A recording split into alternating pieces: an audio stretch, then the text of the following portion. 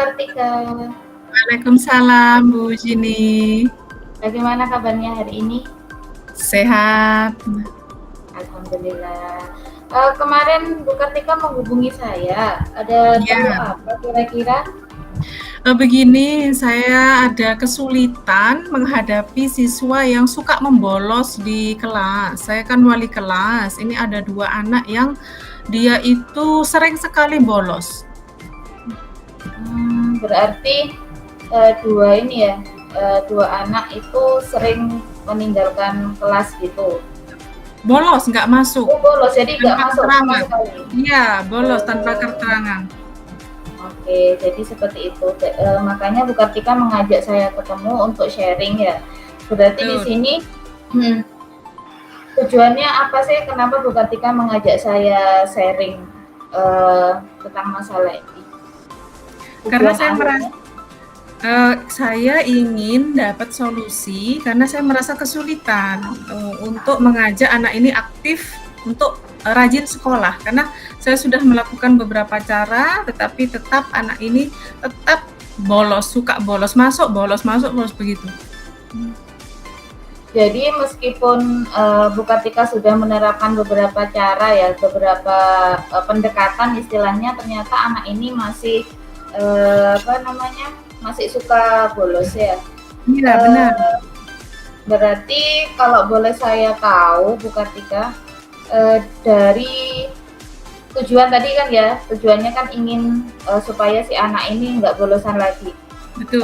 Dari tujuan akhir yang ingin dicapai sama Bu Kartika tadi, sekarang posisinya ada di mana? Dari angka 1 sampai 10 kira-kira ada di posisi mana Bu Kartika? Di angka 7, karena anak ini tidak sepenuhnya bolos ya, maksudnya dia masuk, tapi nanti sesekali dia nggak masuk lagi, nanti dia masuk. Jadi tidak sering bolos seperti dulu, tapi tetap kadang-kadang alfa, tidak ngirim surat begitu. Berarti masih ada peluang untuk tertolong ya. Kalau di posisi 7 kan kita anggapannya masih di zona aman lah ya. Bisa. Oke, sekarang gini, kalau ada di posisi 7 berarti kan kita cita-citanya pasti ingin dia ada di posisi 10 ya. Betul. Kira-kira kekuatan apa yang dimiliki oleh Bu Kartika yang nanti bisa digunakan untuk mencapai posisi ideal ini kan? Saya sebenarnya punya pendekatan persuasif ya, karena saya sudah melakukan beberapa pendekatan. Yang pertama pendekatan personal, yang kedua home visit ke rumahnya, dan pendekatan ke orang tuanya. Nah, itulah kenapa tadi saya memberikan angka 7, karena sebelumnya itu bolos 5 hari gitu. Nah, sekarang sudah berkurang, jadi dalam 2 minggu mungkin dia bolos sekali gitu. Maksudnya penyakit itu tidak langsung sembuh. Nah, jadi saya merasa pendekatan persuasif yang saya lakukan itu ada persentase berhasilnya, meskipun belum 100%. Berarti saya garis bawahi di sini ya, saya konfirmasi bahwa Bu Kartika merasa memiliki kekuatan untuk melakukan pendekatan secara persuasif dengan si anak-anak ini ya. Anak dan orang tuanya. Oke. Berarti dari sini, dari kekuatan tadi memiliki kemampuan untuk pendekatan persuasif, kira-kira apa strategi yang bisa dikembangkan sama Bu Kartika untuk mencapai tujuan akhir tadi? Strateginya adalah memaksimalkan pendekatan persuasif yang saya lakukan. Jadi yang sebelumnya mungkin saya hanya berbicara, hanya memberikan nasihat, nah kali ini saya mungkin akan lebih memposisikan diri saya sebagai manajer, di mana saya akan menerapkan segitiga restitusi, di mana saya akan menyelidiki kenapa anak ini suka bolos. Lalu saya akan menggunakan kalimat-kalimat positif yang menggugah rasa positif dia, rasa motivasinya untuk kembali ke sekolah. Jadi mungkin itu salah satu strategi yang rencananya akan saya terapkan ke depannya. Berarti saya sedikit penguatan atau klarifikasi lagi bahwa Bu Kartika nanti akan memaksimalkan ya.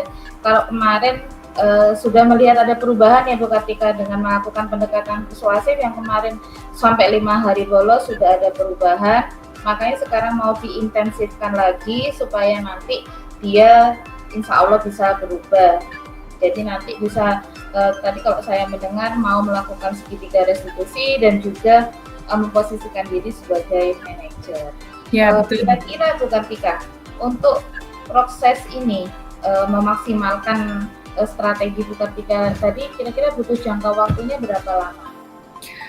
Kalau menurut saya tidak sebentar ya, mungkin 1 bulan mungkin. Kenapa? Karena ini adalah sebuah kebiasaan yang berulang. Jadi mungkin ketika dia sekolah seminggu, oh pengen ini bolos, males bolos lagi. Saya rasa kurang lebih 1 bulan diharapkan adanya perubahan.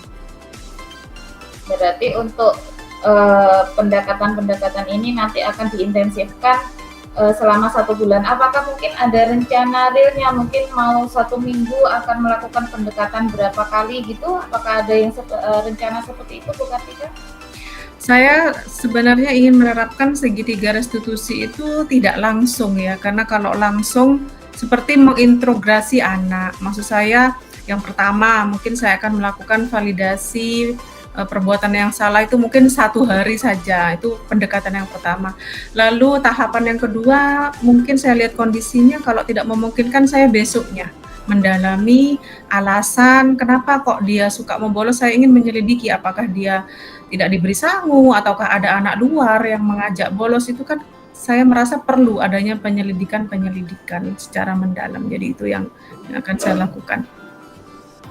Berarti ini ya butuh mungkin bukan jangka waktu yang pendek, karena untuk melakukan penyelidikan itu kan juga kita tahu durasinya nggak bisa dalam jangka waktu yang besar.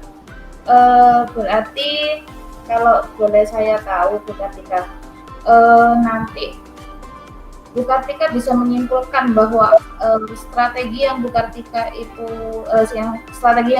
terapkan itu berhasil, ukurannya itu seperti apa? Ukurannya jika paling tidak minimal 1 bulan tidak ada alfa. Tetapi faktanya sekarang kan masih belum. Jadi itu adalah ukuran keberhasilan. Jadi paling tidak 1 bulan saja, saya harap 2 anak ini masuk terus, rajin gitu. Berarti ini ya ukurannya dari kehadirannya, diharapkan selama proses tadi yang katanya Bu Kartika mungkin membutuhkan waktu sekitar 1 bulan, dia tidak ada alfa lagi. Mudah-mudahan itu, iya. Oke, Bu Kartika strateginya sudah sangat bagus, saya sangat mengapresiasi. Ya semoga strategi ini bisa berjalan dengan lancar. Kira-kira sejauh mana komitmennya Bu Kartika untuk mencapai keberhasilan yang tadi sudah kita tetapkan itu? Saya memiliki komitmen yang besar ya, karena saya adalah seorang wali kelas, jadi saya bertanggung jawab untuk membawa anak-anak ini semuanya lulus bersama-sama, karena saya kebetulan wali kelas 9, dan anak bermasalah 2 ini bermasalah di kelas 9, ditakutkan nanti dia tidak lulus karena banyaknya alfa. Nah, makanya saya memiliki tanggung jawab moral bagaimana saya bisa membawa kedua anak ini untuk juga bisa lulus bersama teman-temannya yang lain. Jadi komitmen saya bisa dibilang 90% besar untuk bisa membuat perubahan yang positif.